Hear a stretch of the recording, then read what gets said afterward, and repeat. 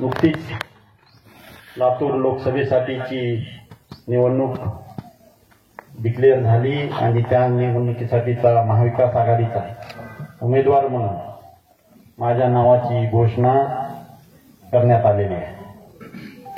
त्या निमित्तानं मी सांगू इच्छितो की आदरणीय शिवराज पाटील चाकूरकर साहेब असतील, आदरणीय दिलीपरावजी देशमुख साहेब असतील, आपले सगळ्यांचे लाडके नेते अमित भैयाजी देशमुख साहेब असतील, धीरज भैया असतील, तुम्ही सगळे पदाधिकारी, या सगळ्यांचा मी या निमित्तानं आभार मानू इच्छितो की त्यांनी यासाठी माझ्या नावाचा विचार केला। पण आता विचार केल्यानंतर पुढलं काम आपण सगळ्यांना मिळून करायचं। आपणाला 12 तारखेला या निवडणुकीसाठीचा उमेदवारी अर्ज भरायचा आहे आणि 12 तारखेला उमेदवारी अर्ज भरल्यानंतर 7 मेला आपणाला यासाठीचं मतदान आहे। त्या निमित्तानं तुम्हा सगळ्यांचा माझा परिचय व्हावा, ज्याच्यासाठी आपणाला सगळ्यांना मत मागायचं आहे त्याचा संवाद तुमच्याबरोबर व्हावा, या उद्देशानं आपण या बैठकीच्या निमित्तानं पूर्ण मतदारसंघात 12 तारखेपर्यंत एक राऊंड पहिला करण्याचा मानस ठेवून फिरत आहोत। आणि मला सांगायला आनंद होतोय की या निमित्तानं फिरत असताना जे प्रेम, जो विश्वास तुम्हा सगळ्याकडून मिळतो ती आमची सगळ्यात मोठी पुंजी आहे असं मला वाटतं आणि ती घेऊनच आपल्याला पुढच्या वाटचालीसाठी पुढे जायचं आहे। हा मिळत असलेलं प्रेम, मिळत असलेलं उत्साह याचं मतदानात कसं रूपांतर करायचं हा आता खरा प्रश्न आहे। तुम्हा सगळ्यांना फील्डवर फिरत असताना हे सर्वसामान्य जनतेला, सर्वसामान्य मतदाराला हे पटवून द्यायचं आहे की मागच्या 10 वर्षात आपण ज्या चुका केल्या त्या या पुढच्या इलेक्शनमध्ये आपल्याकडनं व्हायला नाही पाहिजे। येत्या इलेक्शनमध्ये आपल्याला विचारपूर्वक निर्णय घेऊन विचारपूर्वक मतदान करणं कसं आवश्यक आहे हे आपल्याला सगळ्यांना सांगायचं आहे, समजावून। ती आपली जबाबदारी आहे। आपल्याला महाविकास आघाडीच्या घटक पक्षांना घेऊन लढायचं आहे। महाविकास आघाडीचे घटक पक्ष राष्ट्रवादी काँग्रेस असेल, शिवसेना असेल, शेकापूर असेल, आम आदमी पार्टी असेल, कुठलेही कार्यकर्ते असो, कुठलेही पदाधिकारी असो, एकमेकांना सन्मान देऊन आपल्याला पुढे चालायचं।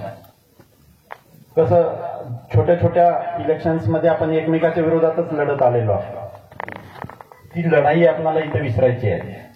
लोकसभेमध्ये सगळ्याची युती आहे, आपल्याला सगळ्यांना घेऊन चालायचं आहे आणि हे करत असताना आपल्या पॉझिटिव्ह गोष्टी, आपल्या उमेदवाराच्या पॉझिटिव्ह गोष्टी आपल्याला सर्वसामान्यांना सांगणं गरजेचं आहे। सरकार कसं फेल्युअर राहिलंय मागच्या काळामध्ये हे सगळ्यांना पटवून देणं गरजेचं आहे। सरकार वेगवेगळ्या आघाड्यावर फेल्युअर राहिलेलं आहे। शेतकऱ्याचे प्रश्न गंभीर आहेत, एकही प्रश्न शेतकऱ्याचा सोडवण्यात हे सरकार कधी अपयशी झाले नाही, अपयशी ठरलेलं आहे। आपल्या शेतकऱ्याला हमी भाव मिळत नाही, आपल्या शेतकऱ्याला विम्याचे पैसे वेळेवर मिळत नाही, आपल्या शेतकऱ्याच्या साहित्यावर, शेतीसाठी लागणाऱ्या साहित्यावर एवढा मोठा जीएसटी लावून ठेवलेला आहे। कर्ज आपल्या आदरणीय धीरज भैयाच्या माध्यमातून डीसीसी बँक वाढते म्हणून शेतकऱ्यांना तेवढा तरी आधार आपल्याला सगळ्यांना मिळतोय आणि हे फळ आपल्याला केवळ आणि केवळ आपण म्हणजे काँग्रेस पक्षाचे नेते आपले आदरणीय दिलीपरावजी देशमुख साहेब असतील, आदरणीय शिवराज पाटील चाकूरकर असतील, अमित भैया असतील, धीरज भैया असतील, या सगळ्यावर आपण विश्वास ठेवून आपण त्यांच्या हातात आपण बँक दिलेली आहे म्हणून आपल्याला हे मिळू शकलेलं आहे। नाहीतर आजूबाजूच्या जिल्ह्यामधल्या बँका तुम्ही बघू शकता, तुम्ही अभ्यास करू शकता।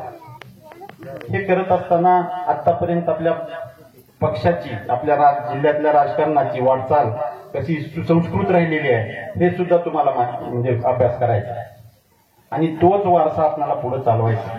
आपल्याला आदरणीय अमित भैया देशमुख साहेबांचे हात बळकट करायचे। आपल्या अमित भैया देशमुख साहेबांना महाराष्ट्राचा भविष्याचा नेता म्हणून आपण सगळेजण पाहू इच्छितो। हे पाहत असताना आपल्याला प्रत्येकाला ग्राउंड लेवलवर काम करणं गरजेचं आहे आणि हे करत असताना येती लोकसभा कशी महत्वाची आहे त्याचं वेगळं महत्व तुम्हाला सांगायची गरज नाही। त्यामुळं प्रत्येक कार्यकर्त्याला, प्रत्येक पदाधिकाऱ्याला, प्रत्येक सर्वसामान्य मतदाराला माझं कळकळीचं आव्हान आहे की ज्या पद्धतीनं मागच्या 26 वर्षापासून मी तुमच्या सेवेत आहे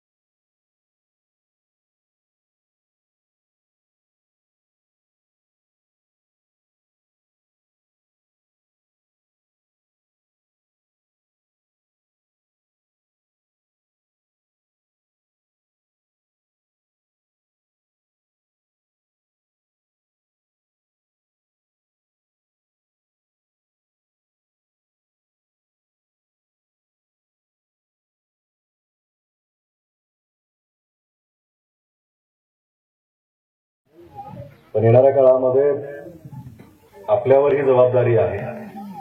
काँग्रेस पक्षाचे कार्यकर्ते म्हणून, काँग्रेस पक्षाच्या विचाराचे लोक म्हणून जे आज आपण इथे एकत्रित झालेले आहोत, तर आजपासून 7 मे पर्यंत आणि 7 मेला मतदान करून घेण्यापर्यंत आपली ही जबाबदारी आता वाढलेली आहे.